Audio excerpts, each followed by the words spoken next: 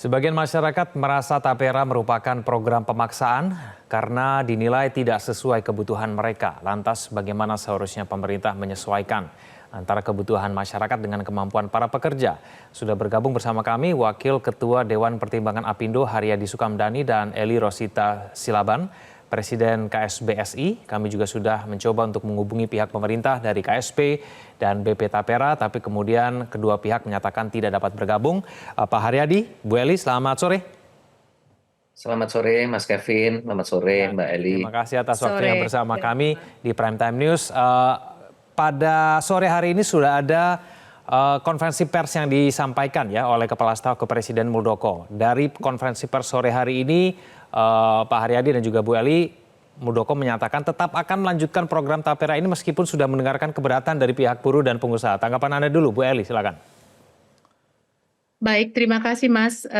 Mohon maaf ya Pak Haryadi, saya duluan bicara Pak. Pada dasarnya sih niat pemerintah ini bagus ya untuk memberikan perumahan kepada masyarakat, terutama masyarakat yang tidak mampu atau masyarakat miskin.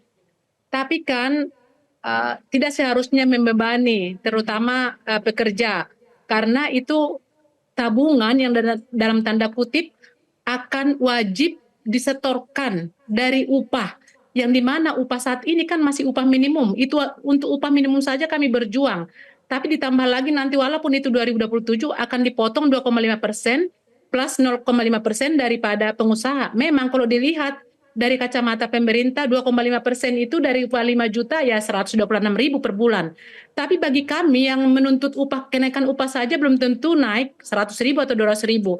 Nah kemudian kenapa ini ada minim sosialisasi dan cenderung dipaksakan dibuat sepihak dan tidak mau tahu apa yang akan dihadapi masyarakat, mau ada penolakan karena tadi menurut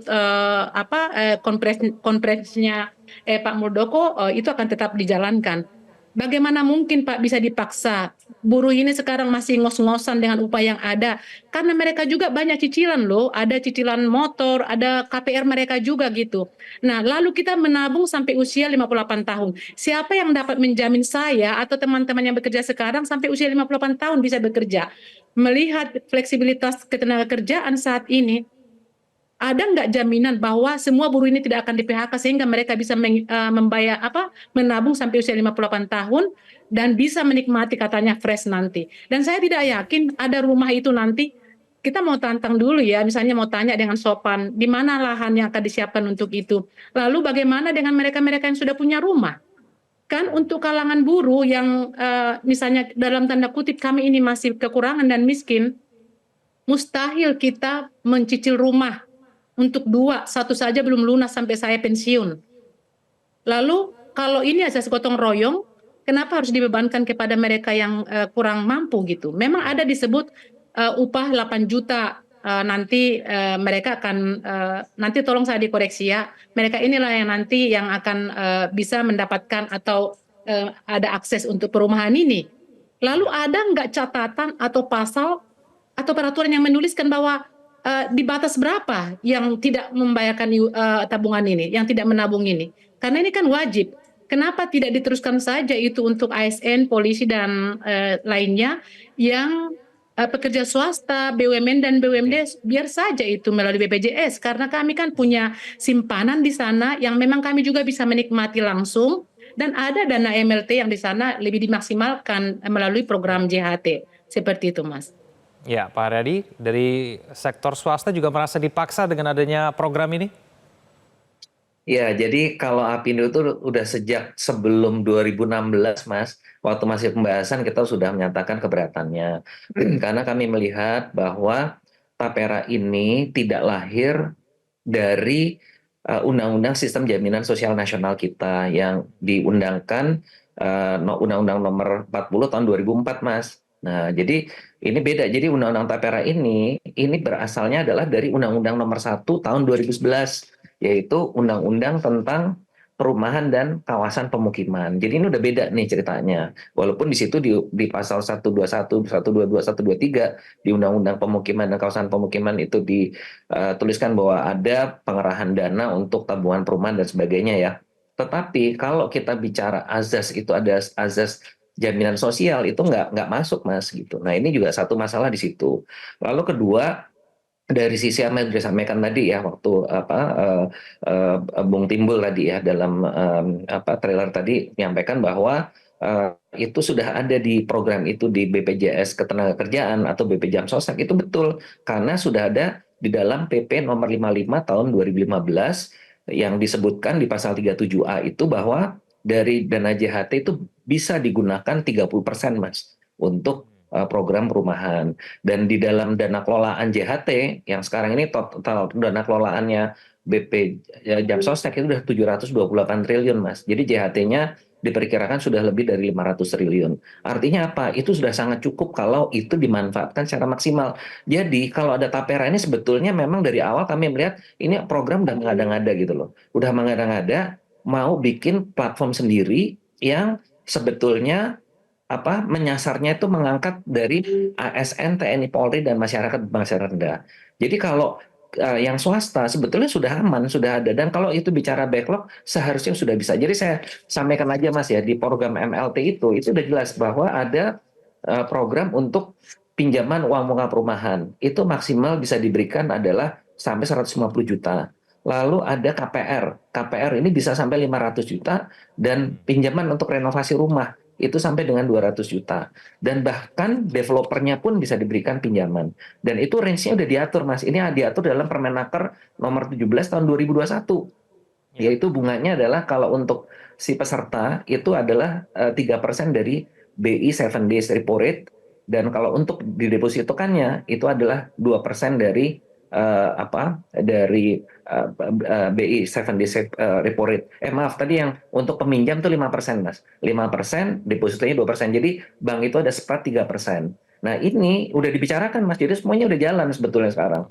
Nah, ini yang menurut saya mungkin masyarakat juga perlu tahu, terutama adalah Mbak Eli dan teman-teman ya serikat pekerja, silahkan manfaatkan MLT semaksimal mungkin untuk kita buktikan kepada pemerintah, kepada negara ini bahwa yang namanya pekerja swasta itu sudah terjamin. Jadi tidak perlu harus ikut tapera. Tapera ini memang jadi beban yang tidak perlu menurut pandangan kami ya. Udah ada ininya, udah ada skemanya, ngapain juga dibikin yang baru. Dan itu pasti akan berat untuk pekerja kita. 2,5% itu tidak kecil loh itu untuk pekerja kita. Begitu Mas Kevin.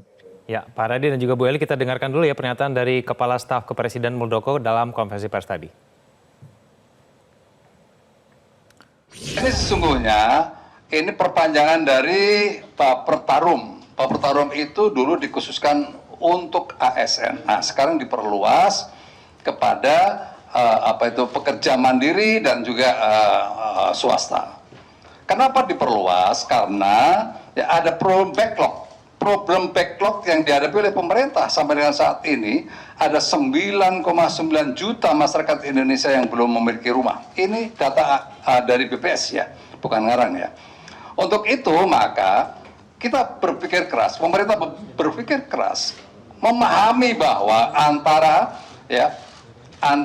jumlah kenaikan gaji dan tingkat inflasi di sektor perumahan itu nggak seimbang. Untuk itu maka harus ada upaya keras agar masyarakat pada akhirnya nanti bisa walaupun terjadi inflasi tetapi masih bisa punya tabungan untuk membangun rumahnya. Itu ya, Bu Eli, ada 9,9 juta masyarakat yang belum memiliki rumah.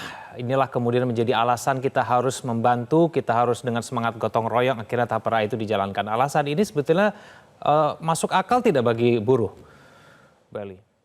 Jadi seperti yang saya katakan Mas, bahwa buruh ini sekarang dikategorikan buruh itu memang saya bisa mendefinisikan bahwa mereka ini adalah masih yang belum hidup dalam upah layak ya, maksudnya masih upah minimum yang turunan upah minimum ini kan masih hal-hal yang sederhana, kontrakan, menyekolahkan anak, mengirim ke orang tua ketika sakit, melahirkan, arisan segala macam, ada kredit kendaraan motor, itu pun mungkin mobil satu-satu gitu, tidak semua. Ini kita saja sudah ngos-ngosan, pekerja itu ngos-ngosan. Dan mereka juga dipaksa, ini dalam tanda kutip dipaksa, karena ada 9,9 juta mereka yang tidak punya rumah. Kenapa harus buruh yang dikorbankan untuk itu? Kenapa harus pekerja swasta yang gajinya yang belum seberapa ini yang harus memberikan, menabung sampai usia 58 tahun dan itu nanti dinikmati teman-teman yang kategori miskin sementara yang nyumbang diminta ini pun masih miskin seperti itu. Jadi nggak masuk akal sebenarnya. Kalau memang konsepnya untuk tabungan, kita kan bisa nabung di mana saja dan anytime kita bisa mengambil uang itu. Jadi kalau saya butuh saya bisa ngambil. Nah kalau di Tapera ini karena wajib saya nabung nanti 58 tahun. Kalau saya oke lah 54 tahun sekarang. Teman-teman yang usia 20 tahun dia menunggu 38 tahun untuk mengambil uang dan itu pun jumlahnya nanti sekitar 88 juta. Sementara kita ini pengen kita punya rumah di saat kita masih produktif ya. Kita bisa pulang ke rumah kita sendiri walaupun kita cicil tapi kita langsung bisa duduki. Nah ini di mana? Di mana perumahannya? Lalu di mana pengawasannya? Karena pengusaha dan perwakilan buruh kan tidak ada di situ duduk sebagai komite gitu. Kita bukan mencurigai, tapi mendengar rumor-rumor yang akhir-akhir ini tentang asuransi yang misalnya dananya sudah tidak ada, kan kita khawatir bagaimana nanti ini trustnya kita itu sudah mulai tidak ada dan kalau memang ini pun dilakukan karena sudah menjadi undang-undang supaya direvisi lah. Kalau kami memang menolak, tapi minimal direvisi ada pasal di situ yang mewajibkan menjadi sukarela. Ya kalau pekerja ini atau swasta ini mau menabung di Tapera, ya silahkan. Kalau mau mengambil rumah sampai menunggu usia 58 tahun silahkan. Atau pengusaha mau menabung karena memang mereka itu mau menyumbang untuk orang miskin yang belum punya rumah 9,9 juta itu silakan. Tapi kalau tidak mau ya sudah jangan dipaksa. Makanya kami lebih meminta supaya memaksimalkan dana yang di MLT itu aja, yang di BPJS yang melalui program JHT. Biarlah itu Tapera itu untuk pegawai negeri atau ASN, biarlah yang di BPJS ini supaya manfaatnya lebih terasa. Ini aja pun kan belum maksimal dimanfaatkan gitu. Jadi jangan kita kayak diberikan kue bahwa Anda nanti punya rumah loh setelah 58 tahun. Saya kira buruh ini sekarang di usia produktif lah mereka ingin mencicil rumah mereka dan langsung mau menempati daripada menunggu. Lalu kalau sekarang itu diperuntukkan untuk kita gitu karena memang ini diperuntukkan untuk orang miskin. Kalau kita kerja di Jawa, di Pulau Jawa atau Jawa Tengah atau Jawa Barat atau di Jakarta, lalu perumahan itu dibuat di Kalimantan. Kan itu it doesn't make sense bagi saya gitu. Jadi pemerintah kami minta tolonglah dilihat keluhan ini.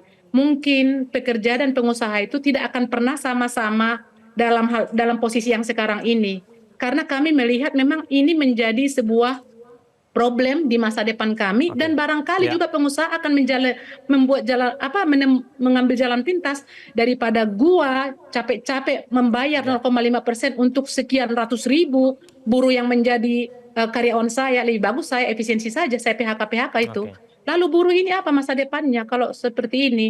Apakah pemerintah siap misalnya menjamin kami ini sampai 58 tahun atau buruh yang ada sekarang itu sampai 58 tahun tidak akan di PHK sehingga mereka dengan leluasa oke, nggak apa-apa dipotong 125.000 per bulan tabungan dan nanti saya akan ambil setelah 38 tahun kemudian mereka akan ngambil 88 juta doang. 88 juta di usia mereka 58 tahun artinya 38 tahun lagi. Rumah seperti apa itu? Sedangkan sekarang aja tidak ada lagi 100 juta rumah ya.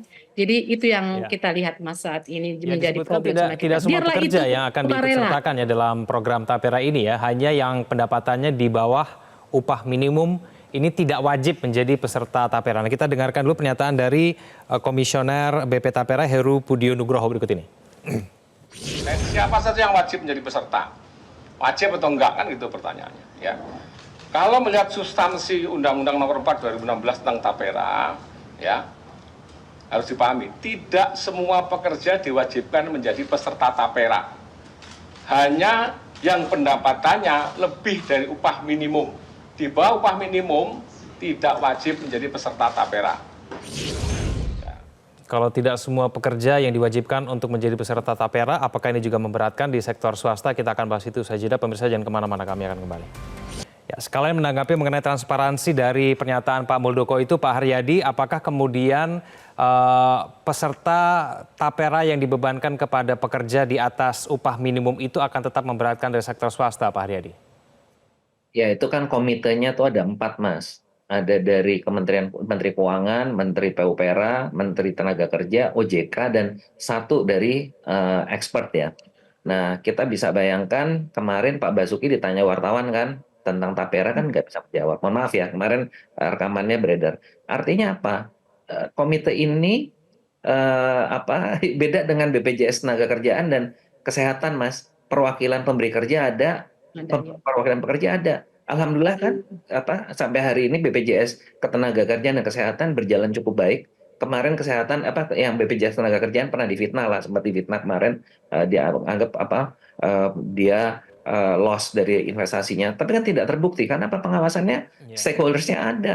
Lah ini orang yang apa menterinya jangan ditanyain nggak paham kemarin yang rekaman video yang beredar. Artinya kalau orang-orang itu tempat sekali belum tentu memahami apa yang terjadi di situ. Nah, tapi saya nggak masuk sana lah Mas Kevin ya. Tapi saya hanya melihat logikanya aja. BPJS Tenaga Kerjaan itu butuh waktu 30 tahun untuk mencapai dana kelolaan 728 triliun atau JHT-nya perkiraan saya sekarang lebih dari 500 ya. Mungkin udah mendekati 600. Nah, sekarang Tapera baru mulai. Tadi yang JHT-nya itu iurannya 5,7%, Mas. 3,7 dari pengusaha, 2% dari pekerja. Butuh 30 tahun dapat 728 triliun. Nah, ini yang namanya Tapera baru mulai dengan 3%. Mau kapan tercapai bilangan besarnya? Jadi kalau yang namanya dana gotong royong itu memerlukan namanya bilangan besar untuk bisa terjadi penggunaan dana sosialnya itu. Jadi saya sedikit ini ya, yang data saya mungkin belum update, tapi waktu tahun 2020 sepengetahuan saya alokasi dana Tapera itu adalah untuk dana pemupukan 35%, dana pemanfaatan 50%, dana cadangan 2,5%, dana penjaminan 7,5%, dan dana pengadaan tanah 5%. Apa artinya kalau kita ngelihat data ini? Data pemanfaatan 50% yang paling besar porsinya. Secara pengerahan dananya itu tidak mungkin akan mencukupi, gitu loh. Jadi kalau kita seperti Pak Muldoko bilang untuk mencapai backlog memenuhi backlog 9,9 juta rumah, ya kalau Tapera nggak akan ngejar gitu loh. Makanya dari awal kita bilang kenapa nggak BPJS-nya diperkuat. Kalau BPJS-nya diperkuat, MLT-nya diperkuat, nomor satu bahwa akan tadi kalau alasannya backlog itu akan langsung bisa dipenuhi karena dananya ready. Kedua, BPJS-nya akan kuat. Teman-teman yang Mbak Eli ini nanti akan menabung lebih lama karena dikaitkan dengan perumahan kan. Nah, ketiga, pencairan JHT-nya akan sangat rendah. Karena apa orang nggak akan mencairkan, akan stay di situ. Dan dari sisi perumahan untuk mendorong developer itu juga akan sangat besar pengaruhnya, sehingga developer akan bekerja sangat efisien gitu. Dan itu tidak perlu pekerja itu membayar iuran lagi. Jadi udah cukup di dalam MLT itu tadi gitu loh Mas. Jadi kembali kayak saya sampaikan, jadi kalau kita berpikir secara realistis dan cermat, Tapera ini sangat sulit untuk mencapai apa yang diharapkan oleh target pemerintah itu sendiri.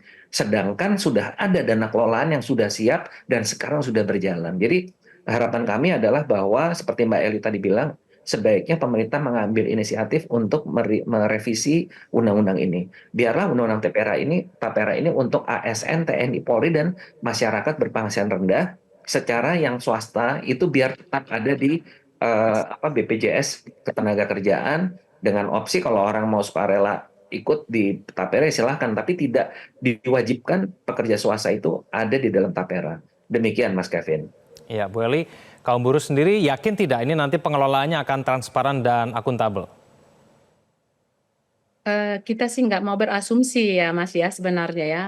Kita kalau sudah kami awali nanti dengan kecurigaan, itu juga bisa terjadi, bisa tidak terjadi. Tapi kan ada beberapa rumor akhir-akhir ini soal yang terjadi. Memang pertanyaan daripada serikat buruh ya, aduh, apakah nanti itu mau disalahgunakan? Memang ada seperti itu, Mas. Lalu bagaimana kontrol kita karena kita tidak ada di dalam seperti itu. Nah, yang menjadi pertanyaan saya lagi Mas seperti ini.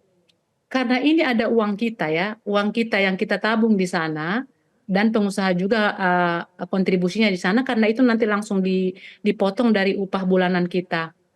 Bagaimana kami bisa mengetahui bahwa uang kami itu aman-aman saja gitu? Karena kita tidak ada di sana kan, tidak ada perwakilan pengusaha di sana saya kira. Nanti saya dikoreksi Pak Aryadi. Dan dari serikat buruh atau dari buruh yang menabung ini dalam wajib ini, tidak juga ada pernah diminta pendapat atau konsultasi minimal gitu, dan tidak diminta kita duduk sebagai salah satu komite di sana seperti itu.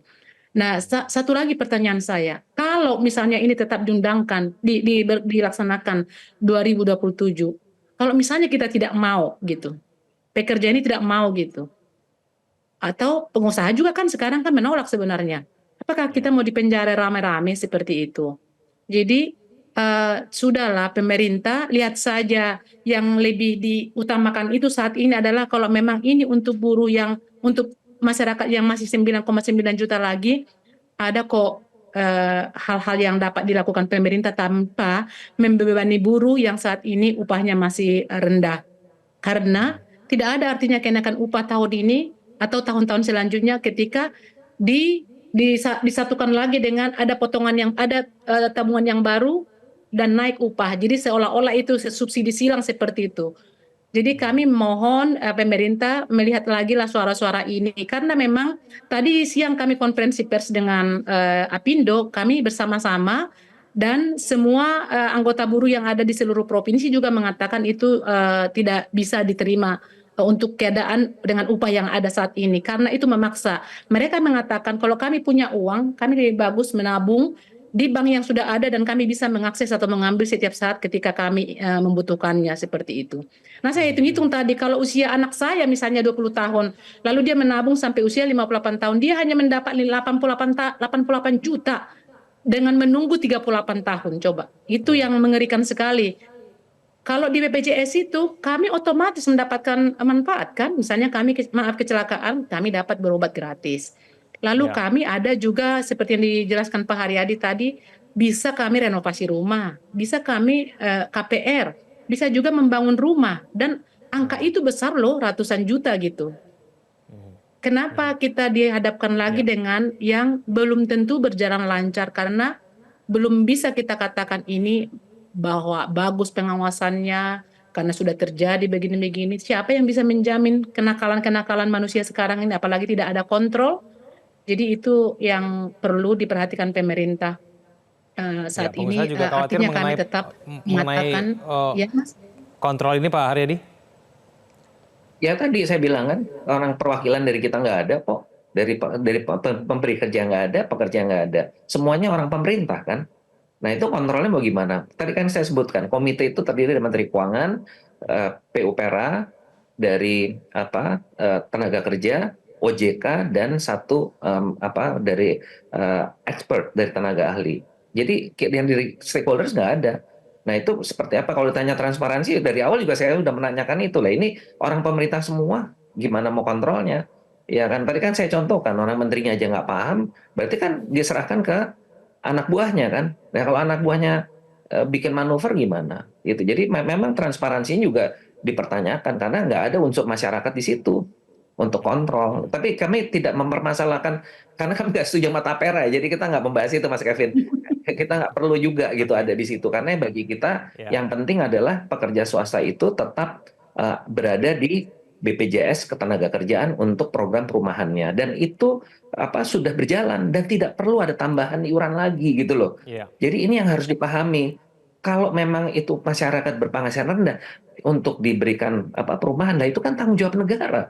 Ya kan, tanggung jawab negara untuk mengadakan, makanya kita bayar pajak. Makanya kita minta udahlah Tapera itu mengurusi ASN, karena dari dulu dia memindahkan dari Bapetarum, Badan Pertimbangan Tabungan Perumahan Pegawai Negeri Sipil.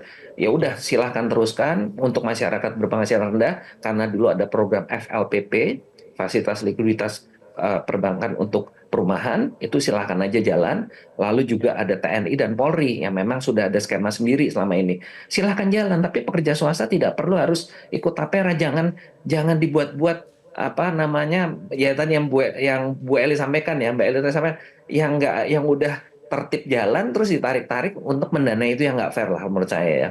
Dan itu juga tidak ada jaminan juga kan bahwa pekerja yang ikutan nanti di tapera dapat perumahan. Ya, jaminannya apa? Baik, kita akan tunggu nanti ya bagaimana kemudian respon pemerintah setelah kemudian rame-rame dikritik taperanya. Terima kasih Pak Haryadi, Bu Eli telah bergabung bersama kami di Prime Time News. Selamat malam semuanya. Jelajahi cara baru mendapatkan informasi. Download Metro TV Extend sekarang.